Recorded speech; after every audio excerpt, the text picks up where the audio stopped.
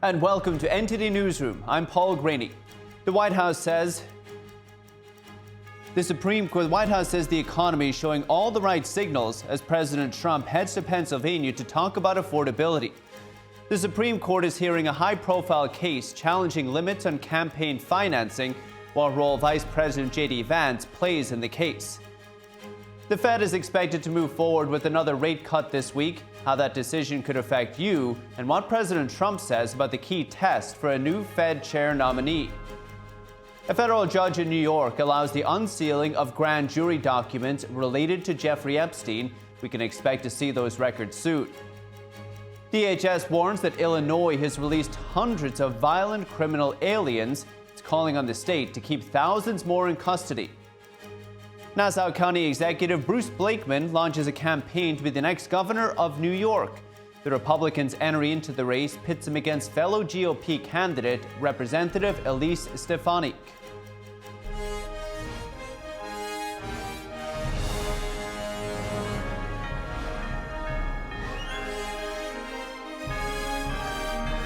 This is NTD Newsroom, live from our global headquarters in New York City.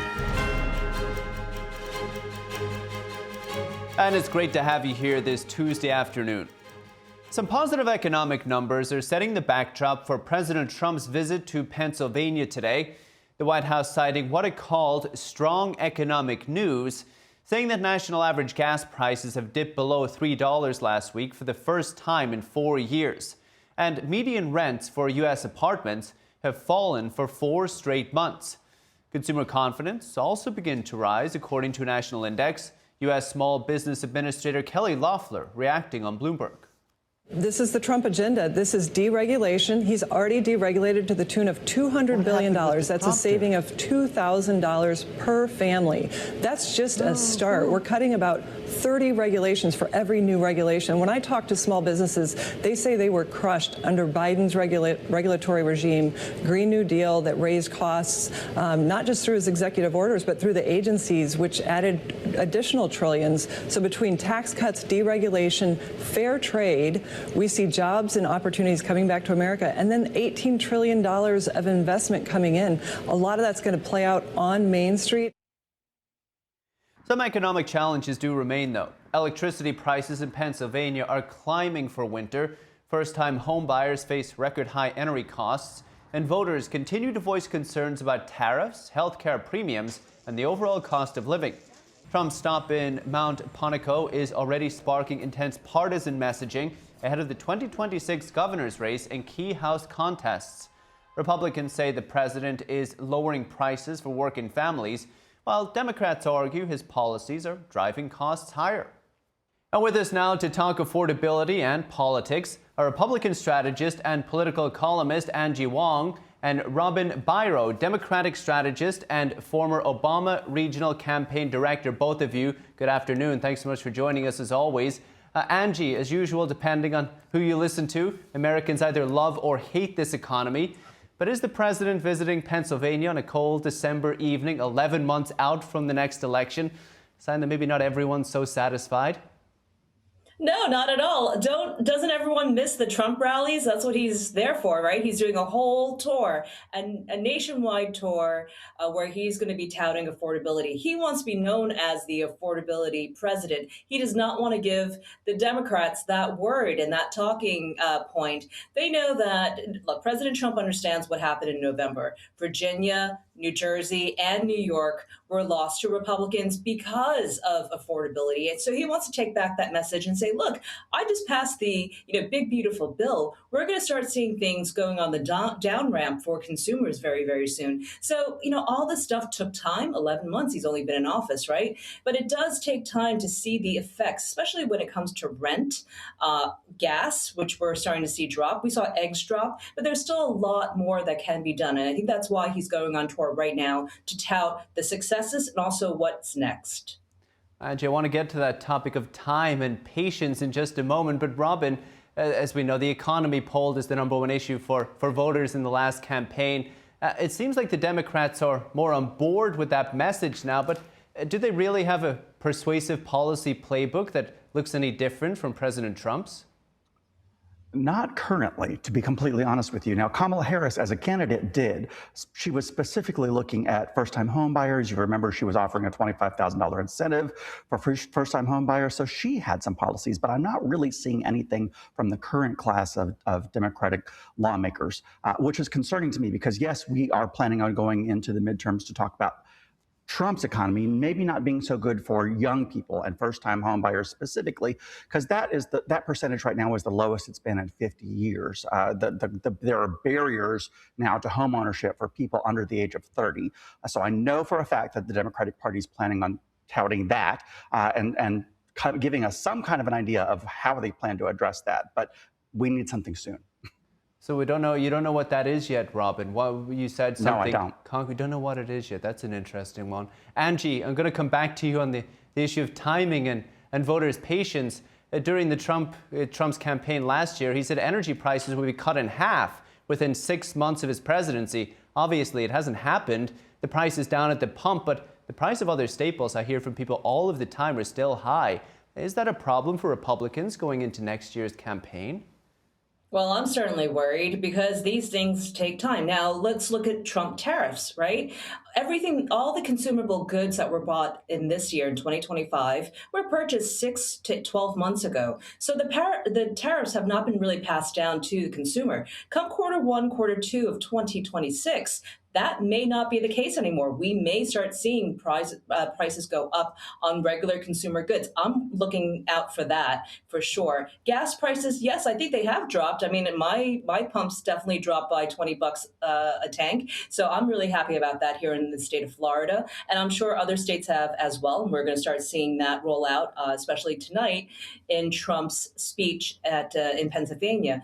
But I want to get back to the idea of this first-time home buyer. Look, one of the things that the federal government can do is to stop the bulk buying of starter homes by corporations. A first-time home buyer, with the savings just enough for a down payment, can't compete with these companies that are bulk buying starter homes. They're trillion-dollar companies. There's no way that they can compete on the market. So that's something the federal government can do. If you wouldn't mind a suggestion as to what bills can be passed, but there are many, many things. But right now, the American dream, especially home ownership, is just unattainable for young Americans.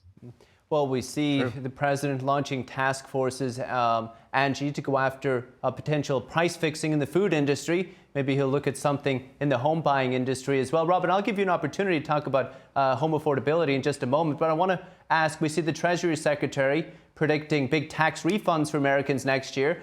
And we also might see the timing. There's tariff rebate checks before the midterms. Should Democrats get behind those efforts and try to make it a bipartisan thing? Yes, we should. That would help all Americans, for one thing. So I do support that. And we need something right now because there are farmers that are hurting. There are people, the tax credits that I received as a single parent with sole custody of 2 kids were great under the Biden administration, but that's only because Congress spoke together across the floor and gave us some COVID relief, and that was extended for a couple of years. So I kind of forgot about that, to be honest with you, until last year when I filed my taxes and I didn't get to enjoy any of those same child tax refunds. So, this is now our second year without them, and I think people will be grateful for whatever relief they can get because last year was a little tough on family members at tax time. Well, definitely here in New York State, Governor Hochul is looking to increase tax credits for parents with kids and also sending out inflation checks as well recently. So the Democrats are definitely getting on board with some of these policies. Angie, the Democrats, speaking of them, had a stunning victory in last month's off-year election. Many put it down to their renewed focus on economic issues. Trump had even endorsed some candidates in those races, although he wasn't on the ticket. Did Republicans learn anything from that defeat? Yeah, we learned the word affordability because the very next morning after the November elections where Republicans did not take the seat, Trump came out swinging at the Senate breakfast saying affordability about 17 times in that speech. So he understands right now the American dream is unattainable. for young Americans and old Americans. We are so much in debt because we've been trying to buy that house, trying to buy that car, trying to finance a college degree, that we spend most of our adult lives in debt. Well, that's not the American dream at all. So we really do need to rethink how this is going to work. And many households are just one medical emergency away from bankruptcy. So we have to have that on the table as well as we talk about ACA subsidies and perhaps putting caps on healthcare insurance as well. We have a lot of problems here to solve, but we do need some time to do it. Whether or not that's going to happen before the midterm, well, I certainly hope so. But again, it's going to take Congress working together from both sides of the aisle to get it done and to get it done quickly. Robert, I know that home ownership is a big topic for you as well. You've been on this show advocating for policies around it before. I want to give you a chance to weigh in on that. And also, where else do you see votes being won or lost next year? I think Democrats have a good chance of picking up some votes from the emerging electorate because we lost some of those last go around. But now that some of the numbers are out and things aren't looking good for people 30 and below financially, look, let me explain something. I was born in 1975. In 1975, more than 50% of people under the age of 30 owned a home. Right now, in 2025, 13% of people under the age of 30 are homeowners. That's a humongous difference. Like I said, the barriers to homeownership, as Angie just said, are great for young people. Not to mention also, let's look at the automobile industry. For last year was the first year we've ever had the average price of a new vehicle exceed $40,000 a vehicle. That's really hard for young folks as they're looking to buy cars. It's so much more difficult now than when I was younger.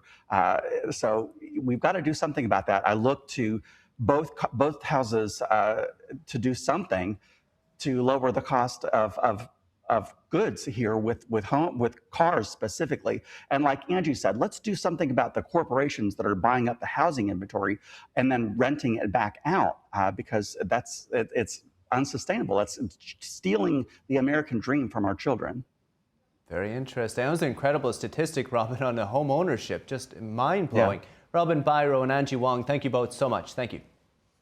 Thanks. Thank you. Welcome back. I'm Paul Graney. President Trump will talk about the economy at a rally today in Mount Ponoco, Pennsylvania. And joining us now to discuss is Professor Michael Busler, economist, public policy analyst, and professor of finance at Stockton University. Professor Busler, as always, great to see you. Outline some of the president's achievements so far on the economic front for us. So when President Trump got into office, inflation had already taken prices up significantly. During the last administration, after 4 years, on average, prices were up over 20% for the 4 years. So Trump got into office and they had brought the inflation rate down to 3%, and it's about at 3% today. So a lot of policies he's put into place, like the tariffs, which may drive prices up, apparently haven't done that. Now, how do we make things more affordable? Well, if people have more income, they'll be able to buy things and make things more affordable. So the bill that was passed in July, which goes to the pieces of it go into effect January 1st, will result in lower taxes for people, for income workers that get in a lot of tips. There won't be any tax on tips. When people work overtime, they won't tax overtime. And for most Social Security recipients, there'll be no tax on that either. So that should increase the disposable income and make things easier to purchase. Now, specifically, we have some items like food that are gone up in price. Eggs have come way down in price since Trump has come into office. Beef prices went up primarily because there was a virus in Mexico. I think it's called the screwworm virus that spread in a lot of Mexican cattle, and we banned any Mexican cattle from coming into the country, creating a shortage of capital and driving beef prices up. He tried to fix that by going to Brazil, and he was going to put tariffs on Brazil, but on beef, he didn't put any tariffs. So you're going to start to see beef prices starting to come down. So President Trump is working as best he can to bring prices down. One other thing is energy prices. That means it doesn't affect just what people pay for gasoline for their car, heating oil. It also means manufacturers, they have to pay for energy too. And prior to President Trump coming into office, energy prices had gone up significantly. Oil prices are now down. The last time I looked yesterday, oil was selling for under $59 a barrel, and that's translating into lower gas prices. Already, gasoline is under $3 a gallon nationwide. I live in New Jersey, and I paid $2.89 a gallon for gasoline. As Trump continues to increase the supply of gasoline by deregulating much of the industry, reducing the long permitting process, and making more federal lands available for drilling, the supply will increase further and energy prices will come down. The president believes that he'll have oil prices down close to $50 a barrel by the end of the year. That'll translate into gasoline prices down to about $2.50 a gallon. And as energy prices come down, the inflation rate will fall. I suspect that before the end of next year, we'll have the inflation rate down close to 2%, and couple that with the rising wages that people are having and the lower taxes, people will be able to afford more goods, and that should minimize any of this affordability crisis. That's quite interesting. It's quite optimistic, Professor, I would think, to expect tariffs to perhaps start increasing prices come next year, but also you expect the overall inflation rate to fall. There's a lot to unpack there. On energy prices, so we do see the price at the pump coming down for sure. Why is it, Professor, that we had Mayor-elect Mamdani in the Oval Office not so long ago, and himself and President Trump were trying to figure out why, since the price of oil has come down and the price of energy has come down, why are we not seeing this reflected in our energy bills, at least not yet? So we're not seeing it in electricity bills. So the electricity bills continue to go up. Much of that is due to, again, the prior administration wanted to reduce the use of fossil fuels, which they did, and put in alternative sources to generate electricity, wind and solar. And while from an environmental standpoint, I think that's a good idea, the problem is with wind and solar, you don't get a consistent supply. It's not like with fossil fuels, you start turning the generators on and they run consistently. With oil and with solar and wind power, you don't get consistent supply. So what ends up happening, they have to plan for the worst case, and that ends up driving up electricity prices. Once these energy prices start to come down more, you'll see electricity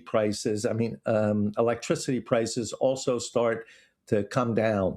So this administration is not putting an emphasis on the renewable energy, which is expensive, but rather going back to fossil fuels and clean coal to try to generate energy at a much lower cost. You'll probably see nuclear start to come back in the picture. That's very inexpensive. There's always some worries about some of the problems with nuclear, but I think they'll get over a lot of those problems, and you'll see nuclear coming into play. Now, that takes years to get a nuclear plant going, but for the long run, especially to meet the needs of artificial intelligence, which needs a whole lot of energy, the nuclear should help keep those energy prices and electricity prices down.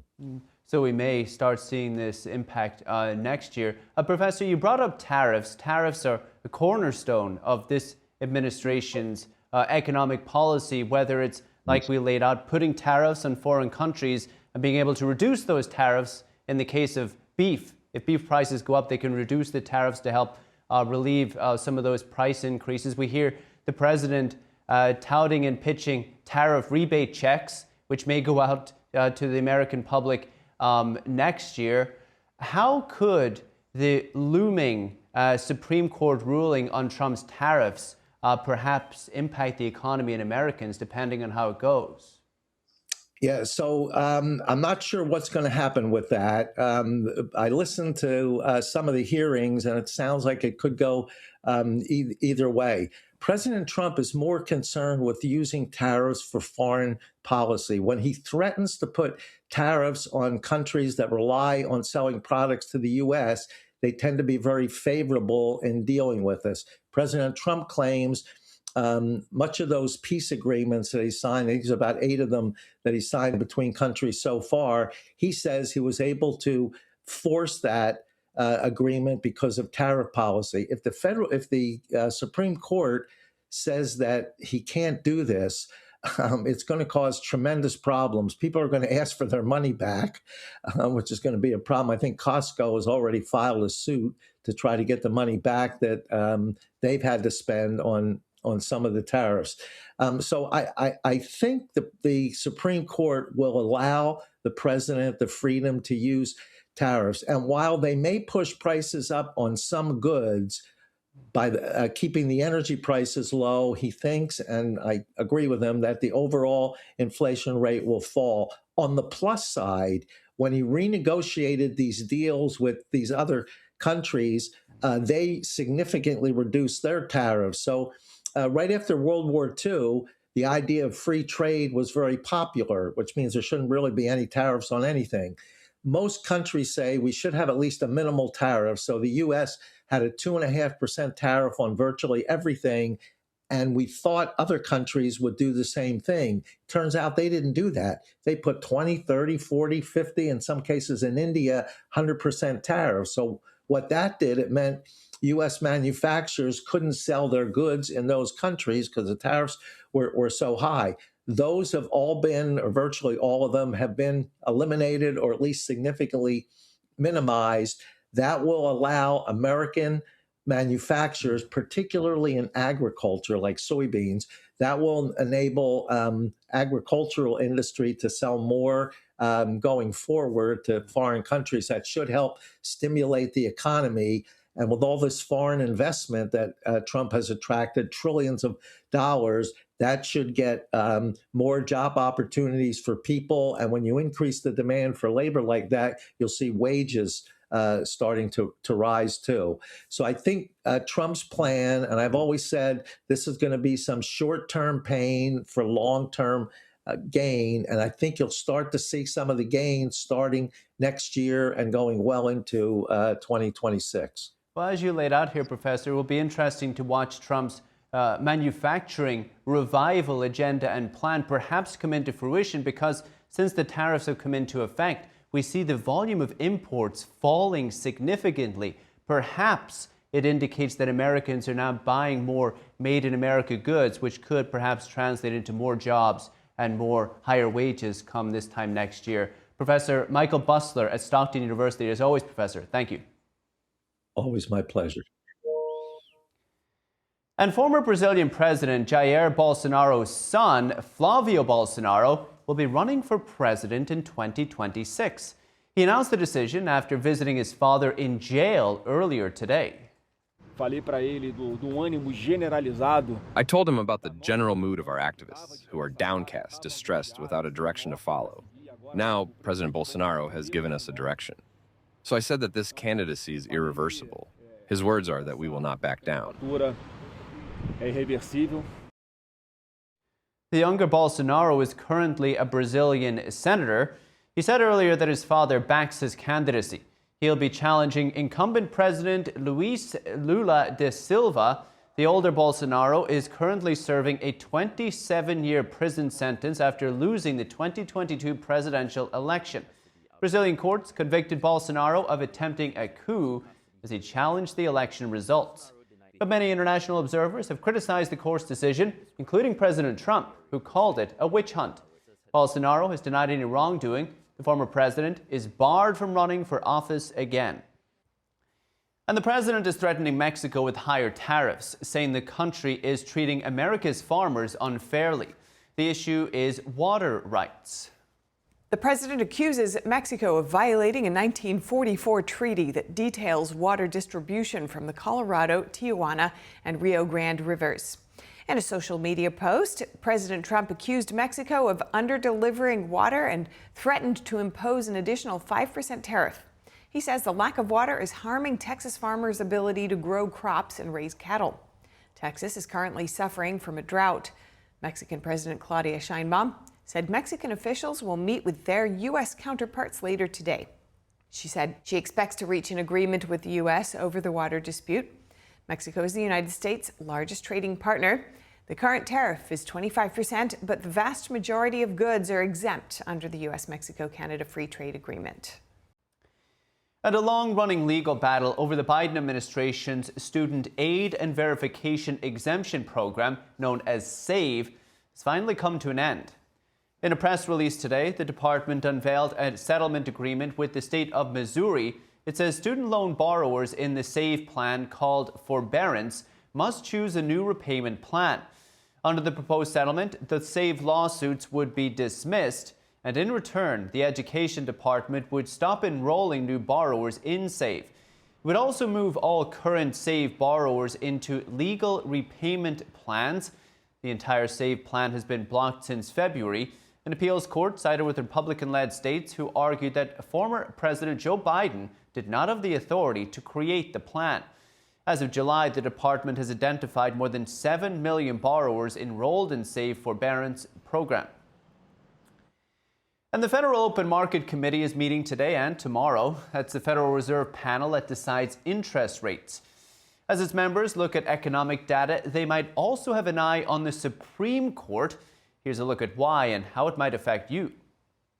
The Federal Reserve might seem far away, but it impacts people at home, including the cost of literal homes. Today, the Fed is starting a two-day meeting in which it's expected to cut the federal funds rate. That would put downward pressure on interest rates for mortgages, auto loans, credit cards, and other debt. The central bank also tries to balance maximum employment with control of inflation. In other words, it affects people's jobs and the prices they pay. But many experts predict just a quarter-point cut tomorrow. We shouldn't look to the Federal Reserve to solve all of our ills or believe that a small shift in interest rates can make a big difference. The Supreme Court is considering a case that could affect the Fed. It challenges President Donald Trump's firing of a former FTC commissioner. The case could affect his power over other independent agencies like the Fed. A hearing yesterday suggests most justices might side with Trump. Independent agencies are not accountable to the people. There is no such thing in our constitutional order as a fourth branch of government that's quasi-judicial and quasi-legislative. And President Trump discussed the Federal Reserve in a new interview. He said support for immediately cutting interest rates would be a requirement for anyone he chooses to lead the agency. The comment came in a Politico interview just released yesterday. Is it a litmus test that the new chair lower interest rates immediately? Yes. Well, this guy should too, but I think he's a combination of not a smart person and doesn't like Trump. But so the reason he doesn't with your like potential. Trump, well, the reason he doesn't like Trump is because I hit him hard because he's doing a bad job. So you've talked to your potential candidates. We're fighting through interest rates. Look, he's a negative, but this country is doing so well. Again, we have $18 trillion being invested. Car companies are moving back that left us years ago. AI is coming in at levels never seen before. Factories are opening up all over the country. Fed Chair Jerome Powell's leadership term ends in May, and Trump is expected to announce a successor earlier in the new year. The Senate Banking Committee will hold a hearing to vet the nominee, followed by a confirmation vote in the full Senate. Also, during the Politico interview, President Trump praised the economy, giving it an A++, and said prices are falling across the board. He credited his administration's deregulation, tax cuts, and trade policies with bringing jobs and investment back to America. On health care, he remained non-committal about extending Obamacare's subsidies, with premiums expected to spike in 2026. The president says Americans will get the money to buy the insurance they want. And it's day 5 of the evidentiary hearing in the Luigi Mangione case. Mangione has been accused of murdering United Healthcare CEO Brian Thompson. His defense is claiming that police conducted an illegal search and seizure. NTD's Olin Richards, who has been in the courtroom, has more on this morning. As far as what the defense is claiming, they're claiming that there was an illegal search and seizure. And they're saying this because at some point in the incident that happened at McDonald's, they actually did start the search of the backpack. But this was after Luigi Mangione was read his Miranda rights and he was handcuffed and placed into official custody. They began the search, and one of the officers, Officer Wasser, found a magazine clip, which is bullets, right? Ammunition. She found the ammunition, and at some point, one of the other officers said, well, we'd better stop here and put everything back in the bag and take it to the station to continue the search. And then another officer, they started to have a conversation, and another officer said, I think at this point, we need to get a search warrant. His supervisor said, no, we don't need the search warrant. This is a search incident to arrest. But the other officer kind of pushed back and said, well, we already know who he is, meaning that they knew that he was probably likely the person that the New York police were looking for in the CEO shooting. So that's why they're claiming now that this was an illegal search because of what this officer said, I believe. So this was Officer Stephen Fox. He was a patrolman who was in the K-9 unit. He testified that he heard the dispatch talk about McDonald's manager calling and saying that some of the customers believe they see the man who conducted the shooting or who did the shooting in New York, or that New York police were looking for.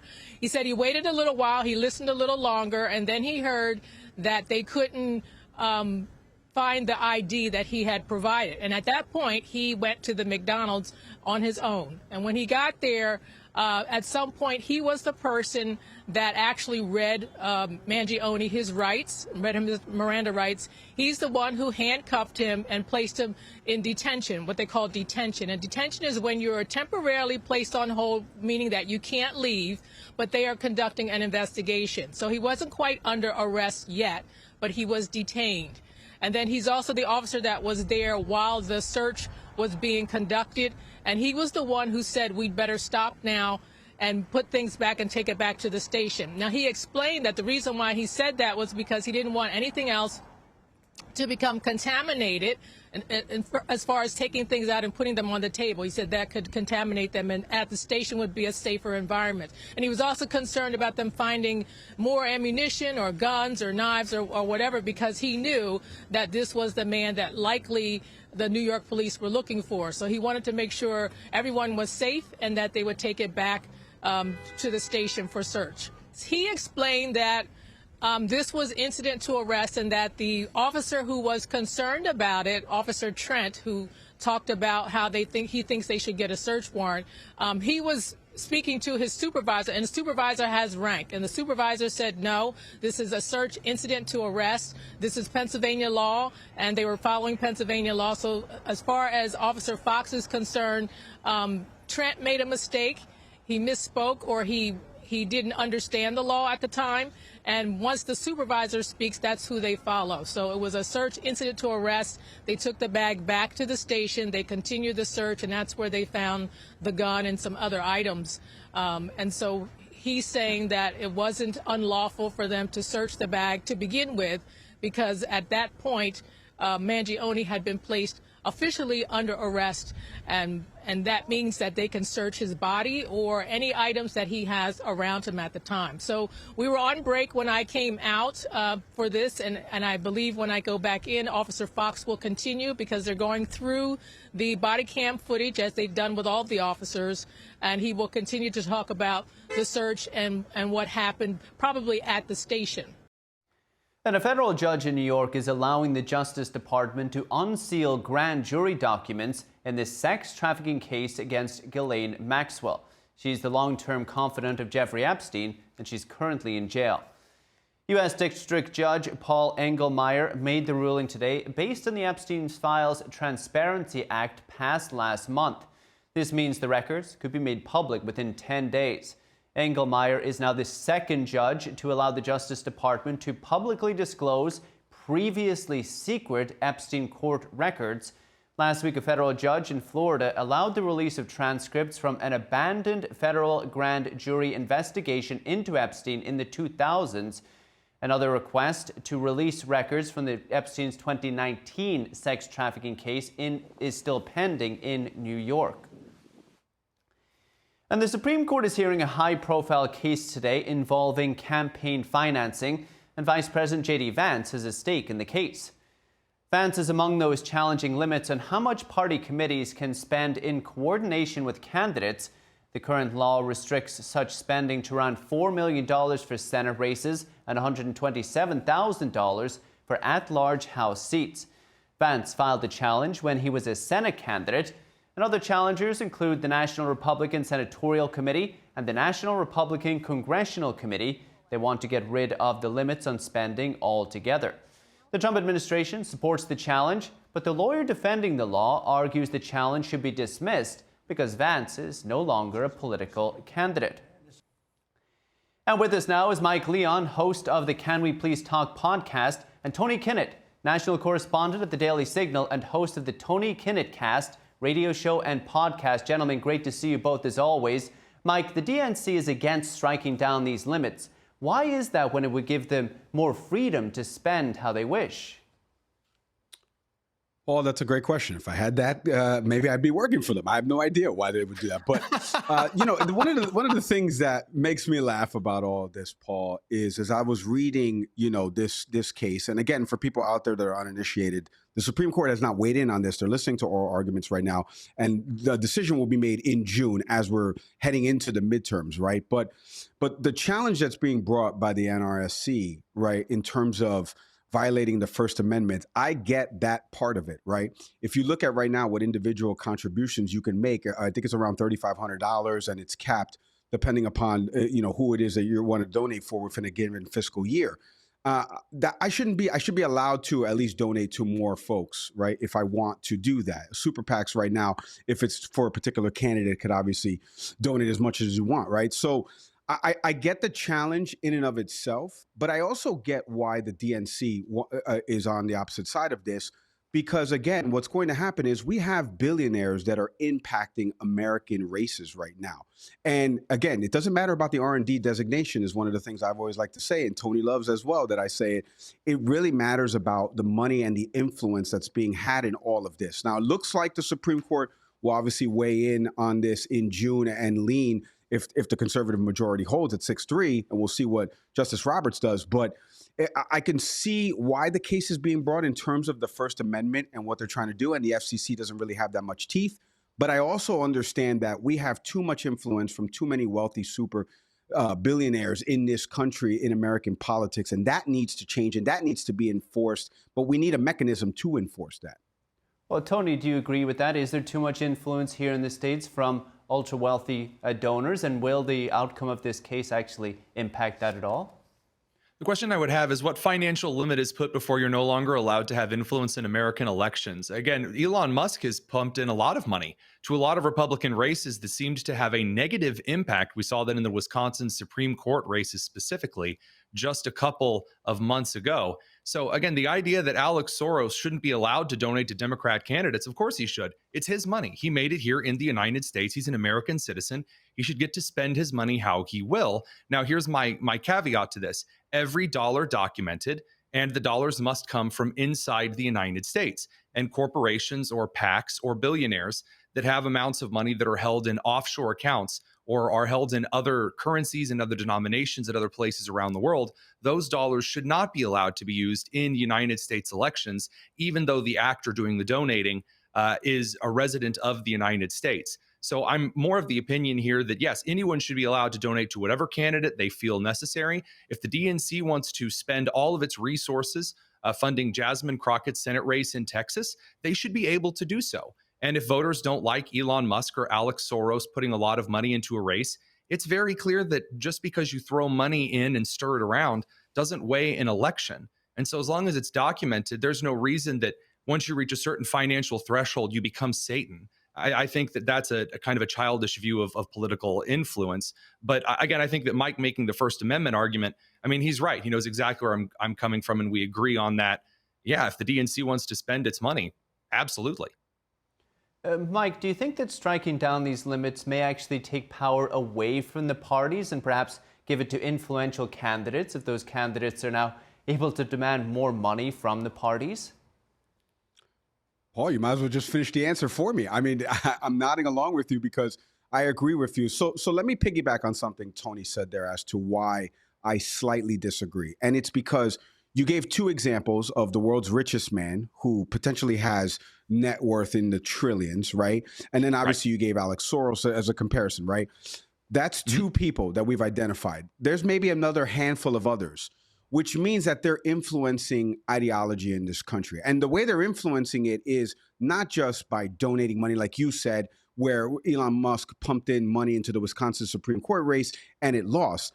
That's not necessarily what we're looking at. What we're looking at is that allows you to get more boots on the ground. That allows you to buy more TV spends and podcast ads like ones that run in Can We Please Talk because of Acast and the distribution platforms, right? So the money is the critical part of this because there's only a few people that have that money. That's the big issue. You can still buy ads if you have the money, though. But not at the level and the frequency that they're buying it at, as you know. What limit would you you set? Yes. Well, that's not a question for me.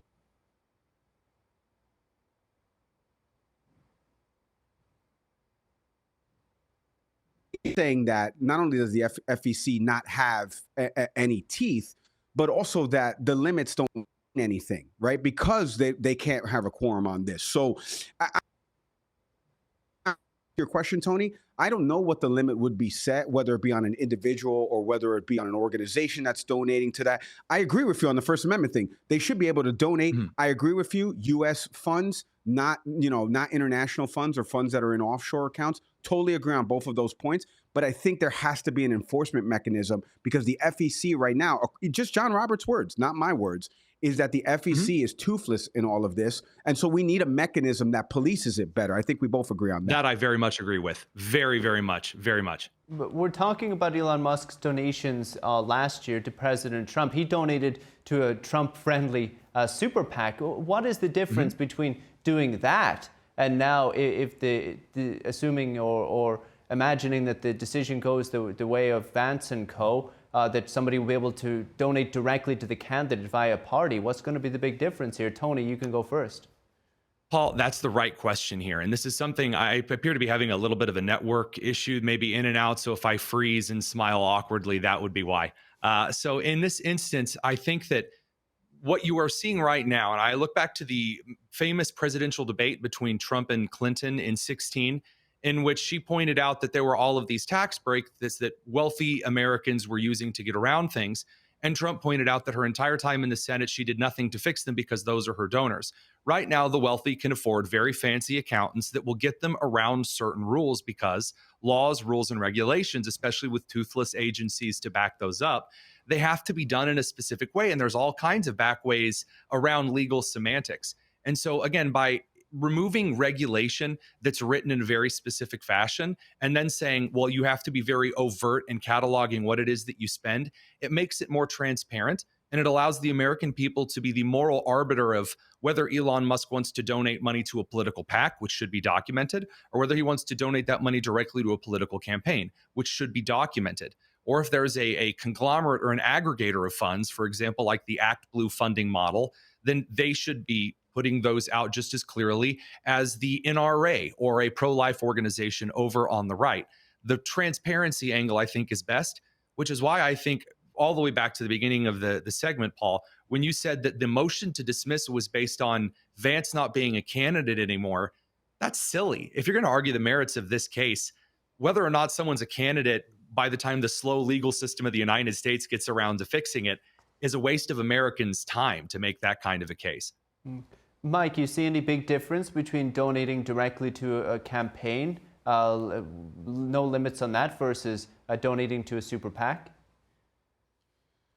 No, and again, I'll echo what kind of Tony said there. I really think it's all about the mechanism here in all of this. You know, as I started reading this yesterday and I listened to some of the oral arguments because the Supreme Court is obviously listening to a bunch of cases now on the fall docket, and I got a chance to listen to this, and I'm like, I do agree with the overarching premise because there's got to be freedom of choice in this country and expression, and especially you shouldn't be penalized because you happen to make certain amount of money in this country, so you want to donate to X organization. And Tony mentioned the Act Blue, which obviously gets a lot of money in for Democratic candidates, and it's all single individual donations that you can make, right? And you can make it on a recurrent basis, and obviously there's a cap to it, but you should be allowed to donate to what you want to donate to in this country. But do I see the difference, the negligible difference? No. But here's the difference though, Paul, right? A super PAC right now, as the current rules are stated, a super PAC that's designed and solely focused on one candidate, you can unlimitedly donate to.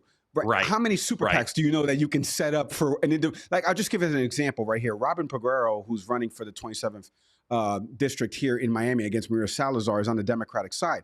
Happen to know him personally. I've met with him and talked with him and stuff like that. There's no super PAC set up for Peguero future tomorrow, so he can't get these unlimited type of funds. He's running in a House seat, right? Like, what super PAC would actually prop up unless there was somebody that he knew that was a billionaire? And that's ridiculous. He shouldn't have. Everyone who wants to donate, I mean, if you're in Nevada and you're a billionaire, you want to donate to him because you're like, this could make a future choice in Florida. They need that Democrat in Miami. Absolutely. 100%. And then if I'm the Republican chair in Florida, I'm going to say, look at these skeezy Nevadans trying to donate all this money to a Miami election. That's the American political model for sure. Very well articulated. I'm sorry to cut you off, Mike. That was just so well stated. No, well, Tony, and the thing is that first of all, I'm going through it because I've spoken with him, but also, like, this is what's wrong with the system. Tony and I just identified the problem with the system. I think the case itself on its First Amendment merits makes sense, but maybe I got to go back and listen to your arguments. I haven't heard the mechanism, the secondary part, because what happens is, let's use college football and college sports as an example. You know, I went to Rutgers. We don't have too many people. Yeah, we don't have too many people in the Nil Collective, but Tony's in the state of Indiana, and Indiana has Mark Cuban, who went to Indiana, and Mark Cuban's pumping money through that Nil Collective, right? So they have the money and the funds, and we just don't have somebody that agrees or graduated from the school with those funds. It's the same type of mechanism in politics. Do you have somebody that aligns with that ideology that you can lean on to donate? And that's where I think the Democratic challenge makes more sense, because it's like, well, wait a minute, then we would actually lose because there probably are more billionaires that tend to lean more conservative leaning. So we'll see how it all plays out, because we won't find out till June anyway. Very good. Mike Leon, Tony Kinnett, gentlemen, thank you. Thanks, guys. Thanks, Paul. Welcome back. I'm Paul Graney. Nassau County Executive Bruce Blakeman is running for governor of New York. The Long Island Republicans' entry into the race pits him against fellow GOP candidate Representative Elise Stefanik.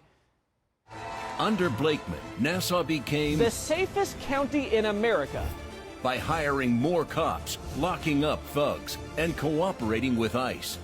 He cut taxes, balanced budgets, and protected girls' sports by mandating that boys play with boys and girls play with girls. Blakeman's leadership earned Wall Street bond rating upgrades while running a county bigger than 8 states. President Trump has yet to endorse a candidate, calling both Blakeman and Stefanik great people. Former New York Governor George Pataki was the state's last Republican governor. Pataki served 3 terms from 1995 to 2006. Blakeman's announcement comes as incumbent Governor Kathy Hochul, a Democrat, faces a primary challenge from her own Lieutenant Governor, Antonio Delgado. And Miami voters head to the polls today for a runoff election to choose the city's next mayor.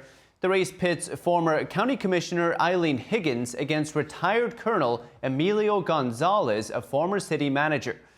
13 candidates were on the November 4th ballot, but none gained the majority needed to win. The election saw Higgins with nearly 40% of the vote and Gonzalez with just under 20%, but early voting suggests the gap is narrowing. Gonzalez has received endorsements from President Trump and Governor Ron DeSantis, while Higgins is backed by former Transportation Secretary Pete Buttigieg. Key issues include property tax reform, public safety, affordable housing, and infrastructure improvements. The outcome could signal shifts in Miami's political landscape ahead of the 2026 midterms. And Indiana's Senate Elections Committee has advanced a bill to redraw the state's congressional map. It will now move toward a final floor vote expected later this week. Here's more. The proposal favors the GOP, and it was introduced last week and already passed by the state House. Support for the redistricting remains uncertain despite Republican control of the chamber. Several GOP senators are hesitant or even opposed. Monday's 6-3 committee vote followed hours of testimony, and supporters argue that the map responds to changes in national redistricting trends. However, opponents warn it could dilute representation and set a new precedent for future cycles. A final Senate vote is expected on Thursday. And Congress is less than 2 weeks before its Christmas break, and lawmakers nowhere closer to reaching a deal on the expiring health care credits than they were before the shutdown. Our Washington correspondent Luis Eduardo Martinez has the latest from Capitol Hill. We want to extend them for 1 year and then start transitioning to where we take that money and put it into your healthcare savings account. We pair that with price tags. We force healthcare providers to show you the price tag. Senate Republicans do not oppose extending the COVID-era Affordable Care Act healthcare tax credits, but want to see some reforms long-term for these subsidies. We went down this healthcare path in my freshman term. I voted against the repeal of the ACA. I thought the replacement was insufficient. It was hastily put together, not well thought out. And here we are, 8 years later. And I think the best outcome would be to send the money directly to the consumers, let them make the choices of who they want to use for their doctor, let them make the choice of which hospital they go to. The insurance companies are the major problem here, along with big government. House Republicans have put forth multiple proposals, including a bipartisan proposal to extend the Affordable Care Act healthcare tax credits for 2 years with a commitment to reform the subsidies to include income caps and also tackle fraud. We have a healthcare crisis that the Republicans have created, and we are running against the clock. We will stay in session as Democrats, and we will meet with Republicans any time. House and Democratic leadership have stuck to their demands of a 3-year clean extension of the tax credits with no reforms. Those demands caused the government shutdown over a month ago. We need to be able to work across the aisle with the Democrats where they work with us on these plans so we know we can get 60 votes. But why put something out there knowing that we'll get 53 votes, we'll be 7 votes short? They don't want to fix this problem. A group of Republican senators believe that the only way to address the health care issue is through a second reconciliation bill, as they've been unable to gather enough bipartisan support for any proposal. There are some Democrats that are in very good faith, but most of them just want to keep the cost of health care as a campaign issue for the midterms. The Senate will vote this Thursday on a Democratic proposal of a 3-year unreformed extension of the tax credits. The vote is expected to fail. Reporting from Washington, D.C., Luis Eduardo Martinez, NTD News. And Ukrainian President Volodymyr Zelensky says a refined peace plan will soon be ready for America to review. He's in Italy today, visiting with the Prime Minister and with Pope Leo. NTD's international correspondent Arian Pazdar has more. Ukrainian President Zelensky meeting with Italian Prime Minister Giorgia Meloni on Tuesday. Zelensky is currently visiting multiple European nations, rallying support for Ukraine. Zelensky is reaffirming his strong refusal to cede any territory despite pressure from the US. In an interview with Politico released on Tuesday, President Trump again pressed Zelensky to accept the US proposal that Ukraine cede territory to Russia. Trump says Moscow retains the upper hand in its nearly 4-year-old invasion. But Zelensky says the Ukrainian and European components are now more developed, and we are ready to present them to our partners in the US. Together with the American side, we expect to swiftly make the potential steps as doable as possible. The Ukrainian president also met with Pope Leo, who is originally from Chicago. Zelensky says his country deeply appreciates the Pope's humanitarian support. Zelensky added that he invited the pontiff to visit Ukraine. Leo stressed the need to continue with dialogue aimed at a just and lasting peace. And amid the fighting in Ukraine, Germany is reportedly set to approve its largest military budget yet. The over $60 billion budget is set to make it Europe's largest military. That's according to Bloomberg and various German news outlets, all citing anonymous sources. The largest part of the budget will reportedly go to military gear and clothing. Arian Pastar, NTD News. Welcome back. I'm Paul Graney. The Australian government has banned children under 16 from social media. They say it's for their own safety. But now 2 teens are fighting the law in court, arguing a right to political expression. Teenagers Noah and Macy are taking their government to court in a fight to stay on social media. Taking away how we communicate to the world. This is how we do it. It's the modern day. It's social media. From Wednesday, Australia will enforce a world-first law banning children under 16 from many of the biggest platforms. Supported by a freedom advocacy group, Macy and Noah's case asserts a right to political communication. The High Court has agreed to hear it next year. So what will you lose when social media is taken away from you? Well, we will lose connections, but we will lose our democracy. This law is saying that democracy begins at 16, which is condescending and it's incorrect. Listen, there are definitely negatives on social media. I'm not denying that. I completely agree. We're saying that getting rid of the kids is not the solution. We didn't do anything wrong. The government says it has acted to protect children from potentially harmful content, harmful people, and addictive algorithms. Under the new law, young social media users won't be punished for being on age-restricted apps, nor will their parents. Instead, Australia is requiring tech companies to take reasonable steps to keep under 16s off their platforms and threatening fines in the tens of millions of dollars. Tech companies say they are already building safer systems. AI face detectors will likely be employed to verify age, with tools provided by third-party companies like Verify My. Users may also be asked to upload their identity documents.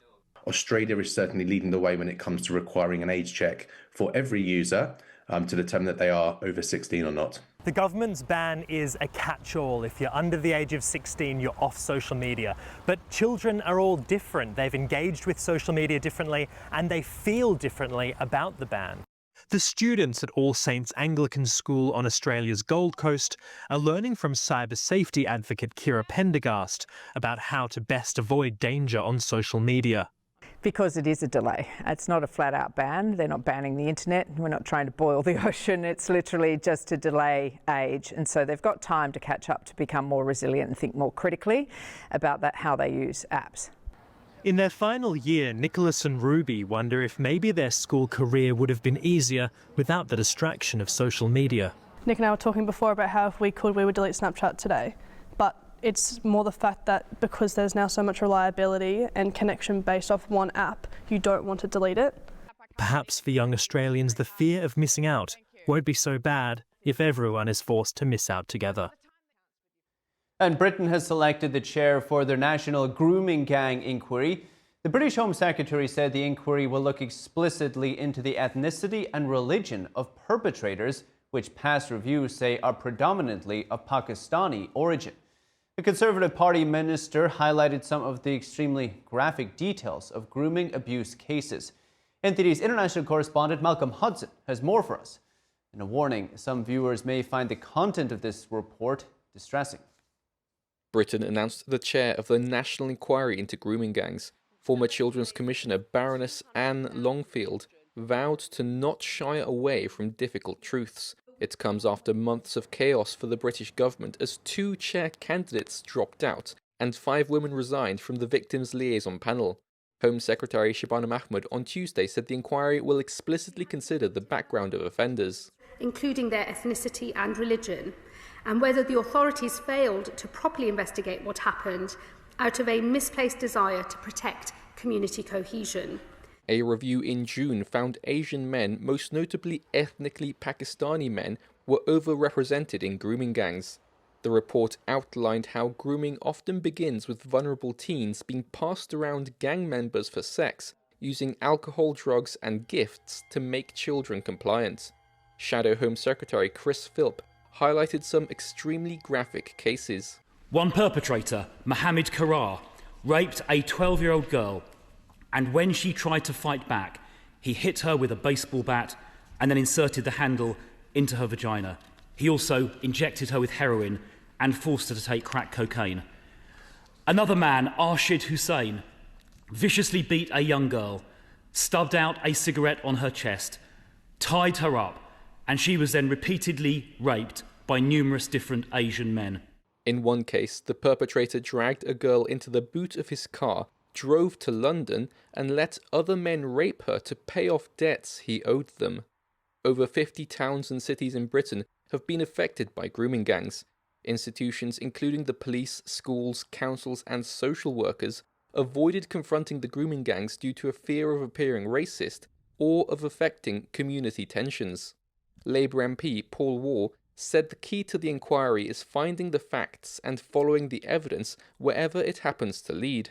During the trial of some of the Rochdale child rapists earlier this year, the prosecution said that the abuse of the girls took place, and I quote, under the noses of social workers and others who should have done far more to protect them.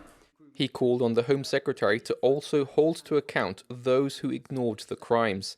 Baroness Longfield and the inquiry panel wrote an open letter to survivors saying, "We know that trust must be earned," but her appointment has caused backlash from survivors who quit the panel. Fiona Goddard said on X, it is not an independent inquiry because Baroness Longfield is a former Labour Party member, saying the government clearly wants to control the narrative. Other survivors have called on the inquiry to be led by the legal profession instead of politicians. The inquiry is expected to begin next year and is expected to take 3 years. Malcolm Hudson, NTD News, UK. And the president said he will allow NVIDIA's H200 processors, the company's second best AI chips, to be exported to China. In a Truth Social post yesterday, Trump said he informed Chinese regime leader Xi Jinping about the move and that Xi responded positively. Here's the details. This is DGX1. President Donald Trump on Monday said NVIDIA will be allowed to sell its H200 artificial intelligence chips to China, but at a price. The U.S. government will collect a 25% fee for each chip exported, higher than the 15% floated in August. A White House official says it will be collected as an import tax from Taiwan, where the chips are made, before they undergo U.S. security checks and head to China. NVIDIA shares jumped after Trump's announcement on Truth Social, up 2% after hours, following a 3% rise earlier on reports of the deal. Trump added that the U.S. Commerce Department is finalizing details of the deal, and the same approach would apply to other AI chip firms such as AMD and Intel. The move appears to settle debate over whether American chip makers should sell to China or hold back to protect U.S. dominance in AI. However, critics in Washington say shipping high-end AI chips to China risks supercharging its military. Democratic senators criticized the decision, calling it a major economic and national security failure. Experts say NVIDIA's H200 is nearly 6 times more powerful than the H20, which is the most advanced chip currently allowed for export to China. But it's still slower than NVIDIA's Blackwell chips, which U.S. firms use for AI training and deployment. And there's some more news involving chips to China. 2 Chinese nationals are now in custody, accused of trafficking NVIDIA H100 and H200 processors. Prosecutors say they work with employees at a Hong Kong logistics firm and a China-based AI company. Officials say the aim was to evade U.S. export controls. The individuals allegedly used straw buyers and false claims that the chips were bound for American or third country customers. The chips were then routed through U.S. warehouses where labels were swapped to hide their origin. And in a separate case, U.S. officials say they've dismantled another China-linked network that moved more than $160 million worth of restricted NVIDIA AI chips. 2 businessmen were arrested, and a Houston company and its owner have already pleaded guilty. And a threat against a DHS official and ICE officers has landed American twins behind bars. New Jersey brothers Ricardo and Emilio Roman Flores were both arrested this morning. They're accused of threatening to kill DHS Assistant Secretary Tricia McLaughlin and calling to shoot ICE on sight on social media. Both are charged for conspiracy and terroristic threats. Emilio is also facing unlawful possession of an assault weapon, cyber harassment, and more. Both are U.S. citizens. Acting ICE Director Todd Lyon said our law enforcement officers are facing an 8,000% increase in death threats. And the State Department says the Trump administration has revoked 85,000 visas this year. That's more than double last year's total. Here's more. The total includes more than 8,000 student visas. A department official said crimes like DUI, assault, and theft account for nearly half of the revocations. Other cases involve overstays and alleged national security concerns. Some of the revocations have sparked First Amendment concerns, especially involving international students tied to protests over the war in Gaza. And the Department of Homeland Security says violent criminals are being released in Illinois. The department says the state has freed more than 1,700 criminal illegal aliens since January of this year. The department says their crimes include 5 homicides, more than 140 assaults, and 20 burglaries. ICE Director Todd Lyons sent a letter to Illinois Governor General Kwame Raoul asking the state to honor ICE arrest detainers. That's because there are still more than 4,000 criminal illegal aliens in the state's custody, which include murderers and sexual predators. ICE says there was no response to a letter sent in September. DHS is calling on the state to put American safety first. And a threat against a DHS official and ICE officers has landed American twins behind bars. New Jersey brothers Ricardo and Emilio Roman Flores were both arrested this morning. They're accused of threatening to kill DHS Assistant Secretary Tricia McLaughlin and calling to shoot ICE on sight on social media. Both are charged for conspiracy and terroristic threats. Emilio is also facing unlawful possession of an assault weapon, cyber harassment, and more. Both are U.S. citizens. Acting ICE Director Todd Lyon said our law enforcement officers are facing an 8,000% increase in death threats. And the State Department says the Trump administration has revoked 85,000 visas this year. That's more than double last year's total. Here's more. The total includes more than 8,000 student visas. A department official said crimes like DUI, assault, and theft account for nearly half of the revocations. Other cases involve overstays and alleged national security concerns. Some of the revocations have sparked First Amendment concerns, especially involving international students tied to protests over the war in Gaza. And President Trump defending his directive to strike drug boats as Democrats and reporters continue to press him to release footage of that second strike that killed 2 alleged smugglers. The president outlines to reporters why he says the strikes are needed in the first place, and NTD's Melina Weiskup has more. The media and Democrats are now pressuring the Trump administration to release the raw video of the second military strike that killed 2 drug smugglers. During a heated exchange, President Trump sought to remind a reporter why he's directing the strikes in the first place. He now says it's under review. Are you ordering the secretary to release that full video? Whatever he decides is okay with me. So every boat we knock out of the water, every boat, we save 25,000 American lives. That was a boat loaded up with drugs. I saw the video. They were trying to turn the boat back to where it could float. And we didn't want to see that because that boat was loaded up with drugs just like everything else. But every boat we shoot down, and I don't know if you know, we're 92 or 94% down in drugs coming in by the sea. Since the Trump administration began targeting drug shipments by sea, Democrats have raised questions and sought to limit the president's authority. But the actual strike can absolutely be released. I mean, they've released, what, a dozen, 15 different videos already of strikes on ships. You see what's going on. And in the video that I saw, you can see clearly what these 2 people are doing on what remains of a tiny little piece of their capsized boat right before the strike hits. Senator Tom Cotton, the Republican who chairs the Senate Intelligence Committee, says he supports the full video's release. These are narco-terrorists who are trafficking drugs that are destined for the United States to kill thousands of Arkansans and millions of Americans. The first strike, the second strike, and the third and the fourth strike on September 2nd were entirely lawful and needful, and they were exactly what we'd expect our military commanders to do. Department of War Secretary Pete Hegseth says the Pentagon is reviewing the video of the strikes to determine what can responsibly be released to the public. Reporting from Washington, D.C., Melina Weisskopf, NTD News. And Florida Governor Ron DeSantis has issued a new executive order labeling the Council on American Islamic Relations, or CAIR, and the Muslim Brotherhood as foreign terrorist organizations. The order directs Florida agencies to block privileges, resources, or support for anyone tied to the groups. DeSantis alleges the Muslim Brotherhood has been helping finance Hamas terror activities using fundraising arms here in America. CAIR, meanwhile, is one of the largest Muslim civil rights groups in America, and the order alleges it was founded by individuals tied to the Muslim Brotherhood. CAIR and its Florida chapter called the move defamatory and unconstitutional, saying they will challenge it in court. The move follows similar actions in Texas last month, where Governor Greg Abbott issued his own designation, which prompted a federal lawsuit from CAIR.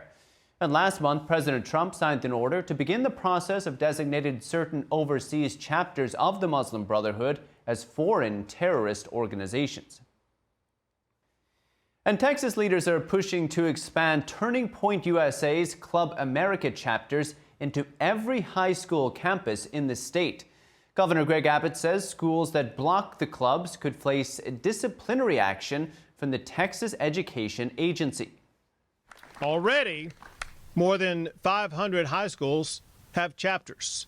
And with what Lieutenant Governor Patrick is doing, what the state is doing, will expand upon that.